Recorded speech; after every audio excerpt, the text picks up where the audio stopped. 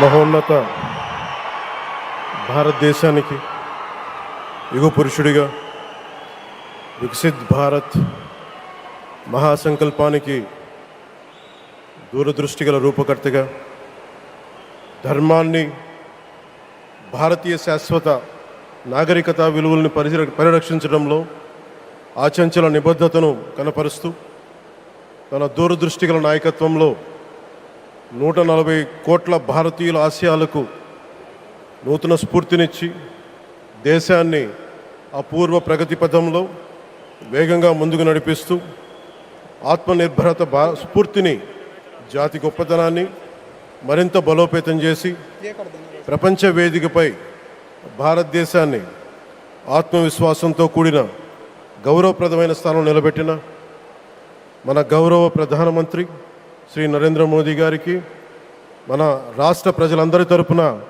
హృదయపూర్వక అభినందనలు తెలియజేస్తున్నాను. వేదిక పైన ఆసీనులైన honourable governor of Andhra Pradesh Shri Abdul Nazir గారికి, విజనరీ లీడర్ శ్రీ గౌరవ ముఖ్యమంత్రి శ్రీ నారా చంద్రబాబు నాయుడు గారికి, honourable union minister civil aviation Kinjarapu Rammohan Naidu గారికి, honourable governor of Goa Shri Pusapati Ashok Gajapati Raju గారికి, గౌరవ కేంద్ర మంత్రి వర్యులందరికీ, సోదర సమానులు శ్రీ నారా లోకేష్ గారికి, ఈ కార్యక్రమానికి విచ్చేసిన గౌరవ మంత్రివర్యులు, పార్లమెంట్ సభ్యులు, శాసనమండలి సభ్యులు, శాసనసభ్యులు, విశిష్ట అతిథులు, ప్రజాప్రతినిధులు, ప్రభుత్వ అధికారులు, మీడియా మిత్రులకి అందరికీ, భారీ సంఖ్యలో విచ్చేసిన ప్రజలందరికీ, అలాగే ఈ వేడుకను వివిధ మాధ్యమాల ద్వారా వీక్షిస్తున్న ఆంధ్రప్రదేశ్ ప్రజలందరికీ, దేశ విదేశాల్లో ఉన్న భారతీయులందరికీ నా హృదయపూర్వక నమస్కారాలు తెలియజేస్తున్నాను. ఈ నేల బానిసగా ఉండదు, ఈ జాతి ఎవరికి తల వంచదని సవాల్ విసిరిన అసామాన్య విప్లవ వీరుడు అల్లూరి సీతారామరాజు గారు. ఆయన పేరు మన ఎయిర్పోర్ట్కి పెట్టడం చాలా చాలా స్ఫూర్తిదాయకం. As we dedicate this airport to the people, one thought comes to my mind: Alluri స్ఫూర్తి రెక్కలపై ప్రపంచాన్ని చేరే Andhra Pradesh. Rooted in Alluri's ideals and driven by the aspirations of our people, Andhra Pradesh is ready to soar to greater heights.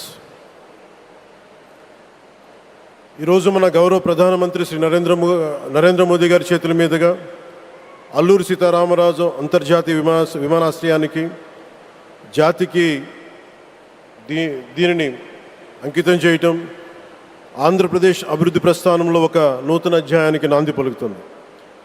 Modi గారి నాయకత్వంలో ఈరోజు 17,435 కోట్ల విలువైన అభివృద్ధి కార్యక్రమాలు ప్రజలకి అంకితం కావడం, అలాగే national highway projects, energy infrastructure ప్రాజెక్టులో ప్రారంభోత్సవాలు, శంకుస్థాపనలు జరగడం మన రాష్ట్ర అభివృద్ధిలో చాలా కీలకమైన ఘట్టం. ఈ ప్రాజెక్ట్స్ కనెక్టివిటీని బలోపేతం చేయడం కాదు, ఎనర్జీ సెక్యూరిటీని పెంచి ఇండస్ట్రియల్ గ్రోత్స్కి మరింత వేగాన్ని అందించి యువతకి ఉపాధి అవకాశాలు మెరుగుపరిచి ఆంధ్రప్రదేశ్ని మరింత వేగంగా అభివృద్ధి పదంలో ముందుకు నడిపిస్తాయి. ఒక దేశం కేవలం ప్రకటనలతో అభివృద్ధి చెందదు, ప్రజల కళల సాకారం అయ్యే మౌలిక సదుపాయాలతో అభివృద్ధి చెందుతుంది. So honourable Modiji, your vision of Viksit Bharat and Atmanirbhar Bharat is transforming the nation across every sector, from highways to railways, from ports to airports, from digital infrastructure to defense, manufacturing and renewable energy. చరిత్ర కేవలం మన నిర్మించిన కట్టడాలను మాత్రమే గుర్తుంచుకోదు, వాటి ద్వారా నిర్మితమైన భవిష్యత్తుని గుర్తుంచుకుంటుంది. ఈ విషయం మీ నాయకత్వంలో ఆంధ్రప్రదేశ్కి లభిస్తున్న అభివృద్ధిలో చాలా చాలా స్పష్టంగా కనిపిస్తాం. ఇదివరకే విశాఖపట్నంలో 2 లక్షల కోట్ల పైగా పెట్టుబడులు, అందులో ఎన్టీపీసీ గ్రీన్ హైడ్రోజన్ హబ్, జాతీయ రహదారులు, రైల్వే ప్రాజెక్టులు, అలాగే అమరావతి కోసం 50,000 కోట్ల పెట్టుబడులు, రాయలసీమ అభివృద్ధికి 13,400 కోట్ల ప్రాజెక్టులు, మన రాష్ట్ర అభివృద్ధికి బలమైన పునాది వేస్తున్నాయి. South Coast railway zone at Visakhapatnam ఏర్పాటు ద్వారా ఆంధ్రప్రదేశ్ ప్రజల చిరకాల ఆకాంక్షను సాకారం చేస్తుంది. ఈ కార్యక్రమాలు మరిన్ని పెట్టుబడులు ఆకర్షించడంతో పాటు ప్రత్యక్షంగా పరోక్షంగా 20 లక్షల పైగా ఉపాధి అవకాశాలను సృష్టించి స్టేట్ ఇన్ఫ్రాస్ట్రక్చర్ని మరింత బలోపేతం చేస్తూ ఆర్థికాభివృద్ధికి మరింత బలాన్ని అందిస్తున్నాయి. అలాగే గౌరవ చంద్రబాబు నాయుడు గారి నాయకత్వంలో, ఆయన మార్గదర్శకత్వంలో, వారి నాయకత్వంలో ఆంధ్రప్రదేశ్ దేశంలోని అగ్రగామి రాష్ట్రంగా అవతరిస్తూ ఉంది. ప్రత్యేకించి ఈ విమానాశ్రయానికి అల్లూరి సీతారామరాజు గారి పేరు పెట్టడం ఆ మహావీరుడికి నివాళి మాత్రమే కాదు, ఆయన ఆశయాలను, ఆయన స్ఫూర్తిని భావితరాలకు అందించే చాలా చాలా గొప్ప నిర్ణయం. జి మల్లికార్జునరావు గారు, జిఎంఆర్, అందరూ ప్రేమగా పిలుచుకున్న జిఎంఆర్ గారు, వారు దీన్ని కట్టడం శ్రీకాకుళం జిల్లా నుంచి వచ్చి, రాజాం నుంచి వచ్చి శ్రీకాకుళం వెనుకబాటుతనానికి ఆయన కృషిని ట్రస్టుల ద్వారా అందిస్తూ ఆయన నేతృత్వంలో, ఆయన నాయకత్వంలో ఎయిర్పోర్ట్ నిర్మించడం మనందరికీ చాలా చాలా గర్వకారణం. ఈ సందర్భంగా మనందరం ఒక నిర్ణయం తీసుకోవాలి. పండ్లున్న చెట్టుకే రాళ్ళు వేస్తారంట. కష్టపడే కుటుంబ సభ్యుడు, తండ్రి కావచ్చు, పెద్ద కొడుకు కావచ్చు, అందరూ అతని మీద పడతారు. నువ్వు ఎక్కువ కష్టపడు, ఎక్కువ తిట్లు తింటావు. అలాంటిది మనం ఎలాంటి పరిస్థితుల నుంచి వచ్చాం? భారతదేశం ఒక పరిస్థితిలో బంగారాన్ని కూడా తాకట్టు పెట్టుకునే పరిస్థితి వచ్చింది. అలాంటి పరిస్థితుల నుంచి దశాబ్దం పైనుంచి మూడోసారి ప్రధానమంత్రిగా ఆయన ఈ రోజున మన దేశాన్ని నడిపిస్తూ ఉన్నారు. అలాంటి ప్రధానమంత్రిని చాలామంది ఆయన మీద మాట్లాడుతూ ఉంటే, ఆయన్ని అనకూడని మాట్లాడుతూ ఉంటే నా గుండె కదిలించేసింది, నా కన్నీళ్ళు వచ్చినాయి, బాధ వచ్చింది. దేశం కోసం కష్టపడే వారికి ఇవా చివరికి మనం ఇచ్చేదే. కొత్త తరానికి ఏం తెలుసు? ఆయన పడ్డ కష్టం. ఒక్కరోజు కూడా సెలవు తీసుకోలేదు మన ప్రధానమంత్రి గారు. ఈరోజు పెట్టుబడులు వస్తున్నాయి మనకి, ఒక్కరోజు కూడా సెలవు తీసుకోలేదు. శత్రు దేశాలు, మన అభివృద్ధికి ఈర్ష్యపడే పశ్చిమ దేశాలు, వీటన్నిటినీ తట్టుకొని ఒకవైపు విదేశాల్లో ఉండే శత్రువులతో పోరాడాలి, దేశాన్ని అభివృద్ధి పదంలో తీసుకెళ్దామంటే అంతర్గత శత్రువులతో పోరాడాలి. అలాంటి వ్యక్తికి మనం ఇవ్వగలిగేది కేవలం మేమున్నాం మీ వెంట, మీ మీద మాట పడితే అది మా మీద పడ్డట్టే, అదే మనం వారికి ఇవ్వాల్సింది. నిజంగా ఆయన జంతర్ మంత్రులు అన్ని మాట్లాడుతూ ఉంటే నేను ఈ రోజున ప్రధానమంత్రి గారికి ఒకటే ఇస్తున్నాను, మిమ్మల్ని కొట్టే నాయకుడు లేడు ఈ భారతదేశంలో, రాబోడు. కానీ మీరు పడ్డ శ్రమ, మీరు పడ్డ కష్టం ఎవరు తీసుకోలేరు. ఎన్ని బాధలు పడ్డా, ఎన్ని దెబ్బలు తిన్నా ఈరోజు మనం గర్వంగా చెప్పుకుంటున్నాం. మన ఉత్తరాంధ్రకి ఎయిర్పోర్ట్లు వచ్చినాయి, ఇన్ని లక్షల పెట్టుబడులు వచ్చింది ఆంధ్రప్రదేశ్కి.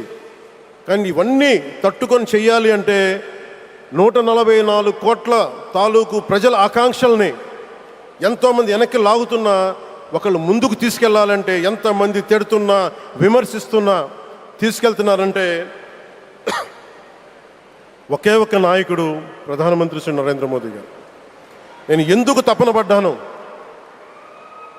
నేను అలయన్స్ కోసం ఎందుకు తపన పడ్డాను, మీ నాయకత్వం మాకు కావాలి ఎందుకు తపన పడ్డానంటే, ఈరోజు ఎయిర్పోర్ట్ ఆపేశారు. ఒక చిన్నపాటి ఎర్ర బస్సు కూడా రాని చోట ఎయిర్పోర్ట్ అవసరం లేదన్న వ్యక్తులకి సమాధానం ఇదే. ఇన్ని వేల మందికి ఇన్ని వేల కోట్ల పెట్టుబడి వచ్చింది అంటే ఆశీస్సులు కావాలంటే, దేశం కోసం నిలబడే నాయకుడికి మన అండగా ఉంటే ఏం జరుగుద్ది అంటానికే ఈ భోగాపురం ఎయిర్పోర్ట్ ఈరోజు ప్రారంభోత్సవం నిలువెత్తు నిదర్శనం. ముఖ్యంగా 25 సంవత్సరాలు లోబడి ఉన్న పిల్లలున్న ప్రతి ఒక్కరికి కూడా నేను ఈ సందర్భంగా తెలియజేస్తున్నాను, పిల్లల్ని సరైన దారిలో పెట్టడం, సరైన సంస్కారాలు నేర్పించడం చాలా చాలా అవసరం. ఈరోజు పొద్దున్నే ప్రధానమంత్రి గారి స్టేట్మెంట్ చూశాను. ఆయన తిట్టిన ఎన్ని దూషించారో వారిని కూడా పెద్ద మనసుతోటి క్షమించారు ఆయన. అలాంటి ప్రధానమంత్రి గారికి మీ పాదాలకు నేను నమస్కారం తెలియజేస్తున్నాను. నిజంగా మీ ఉన్నతి, మీ ఔన్నత్యం ఈరోజు చాలా చాలా స్ఫూర్తిదాయకం. భారతదేశం మీ అందరికీ కూడా, ప్రజలందరికీ కూడా, ఆంధ్రప్రదేశ్ ప్రజలందరికీ కూడా, దేశ ప్రజలందరికీ కూడా ఒక నాయకుడి కష్టాన్ని మనం వెంటనే గుర్తించలేం. ఆయన ఎంత తపన పడుతున్నారు. ఒక కుటుంబాన్ని నడపడం ఎంత కష్టపడుతున్నాం. 140 కోట్ల మంది ప్రజలు నడపడం ఎంత ఆషామాషి వ్యవహారం కాదు. ముందుకు తీసుకెళ్లే నాయకుడికి తెలుస్తుంది. అలాంటి వ్యక్తికి మనం ఏమి ఇవ్వగలం? దేశాన్ని నడిపించడం అంటే రామకార్యం లాంటిది. హనుమంతుడు లంకకు లంఘించినప్పుడు అనేక అవంతరాలు వచ్చినాయి, అనేక అడ్డంకులు వచ్చినాయి. రామకార్యం చాలా గొప్పది. అలాగే ఈరోజు ప్రధానమంత్రి గారు దేశాన్ని ముందుకు నడిపించేది బృహత్కార్యం, అది చాలా మహాకార్యం. అది అలాంటి వ్యక్తికి మనం ఇవ్వగలిగేది, హనుమంతుడికి మనం ఏమి ఇవ్వగలం? నువ్వెంత గొప్పగా లంఘించావు, ఎంత కష్టపడ్డావు. ఏ దేవతకైనా ఇవ్వాల్సిన స్తుతే. వాళ్ళు మన నుంచి ఏమి కోరుకోరు. ఒక తల్లిదండ్రులకి మనం ఏం కోరుకోరు. అమ్మ నువ్వు మా కోసం కష్టపడ్డావు, నాన్న నువ్వు మా కోసం కష్టపడ్డావు అని. అలాగే ఈ దేశ ప్రధానికి, సెలవు తీసుకోకుండా పనిచేస్తున్న ఈ దేశ ప్రధానికి మనం ఇవ్వగలిగేది, మీరు మా కోసం ఎంత కష్టపడ్డారు, మీరు మా కోసం నిరంతరం ఎంత శ్రమ తీసుకున్నారని చెప్పడమే మనందరి కర్తవ్యం. అలాంటి గౌరవ ప్రధానమంత్రి గారికి మనస్ఫూర్తిగా మీరు అనుకున్నంత కాలం అధికారం మీరు వద్దంటే వదలాలి, కానీ అధికారం మీ చేతుల్లోనే ఉంటుంది. దానికి మేమందరం నిరంతరం కృషి చేస్తామని తెలియజేసుకుంటూ, భారతమాత ముద్దుబిడ్డ మన ప్రధానమంత్రి నరేంద్ర మోదీ గారికి ధన్యవాదాలు తెలుపుకుంటూ, ఒక్కసారి ఆయనకి ఇవ్వగలిగేది భారత్ మాతకి జయజయలు చెప్పుకుంటూ సెలవు తీసుకున్నాను. భారత్ మాతాకి. గౌరవ ప్రధానమంత్రి గారికి మరోమారు ధన్యవాదాలు తెలుపుకుంటూ, మీ ఆశీస్సులు మా అందరికీ కావాలి, రాష్ట్రానికి కావాలని తెలియజేసుకుని సెలవు తీసుకున్నాను. జై భారత్ అండ్ జై హింద్.